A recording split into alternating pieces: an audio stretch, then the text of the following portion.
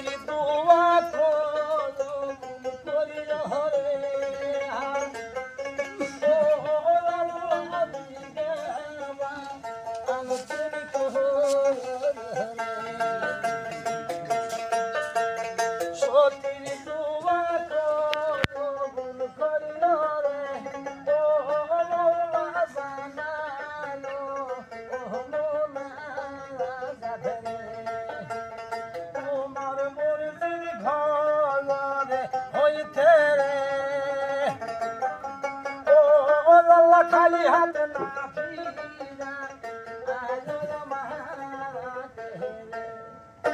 আল্লাহ বললো ফেরেশতা কার পারে সব সতীর কানে কথা কানে কানে যা বলে আসো যে 2 রানী কালকে সরবরাহ গোসল করবে যাবি, আল্লাহর দেওয়া কুদরতি কলা দূরেতে ভাসে আসবে, 2 জনের দুটি, এই 2টা কলা খাইলে 2 জনের করবো তো আল্লাহ 2টা পাক সন্তান দান করবে।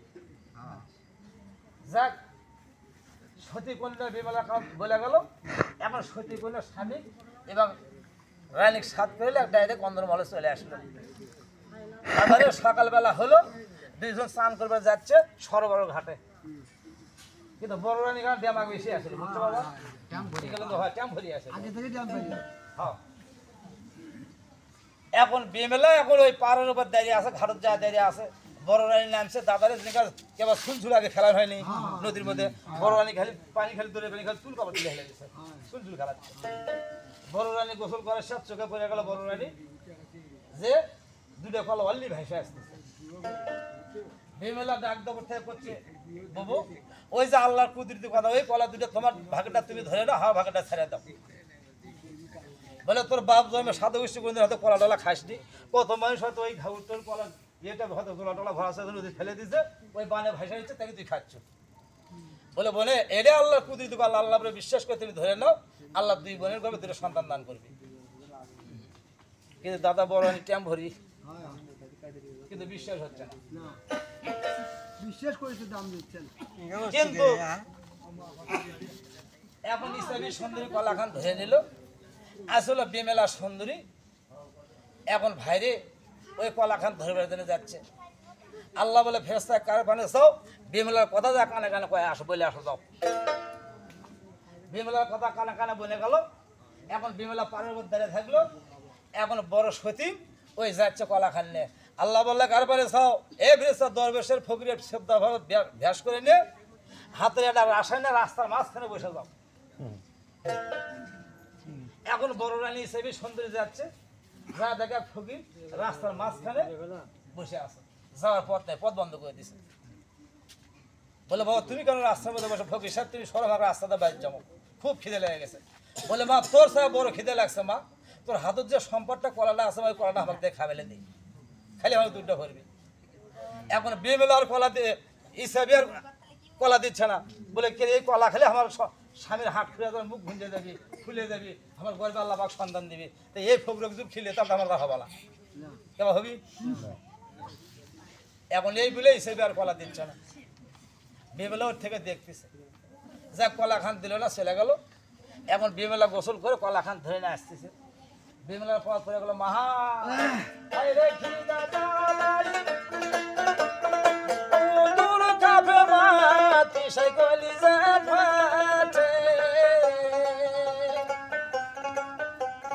তোমার হাতে দারুণ কলা মারা, খাবার দেওয়া বাড়ির কি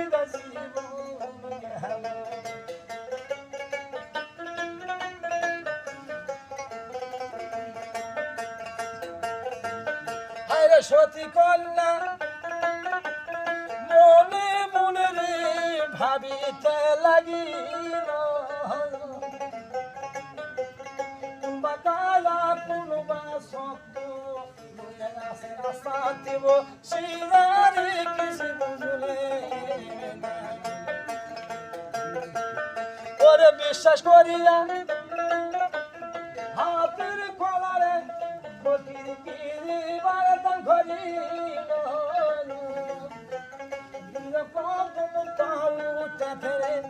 ফকির ডাকিতেলা বিলরে দুঃখ বলিব। বলে মা বিমেলা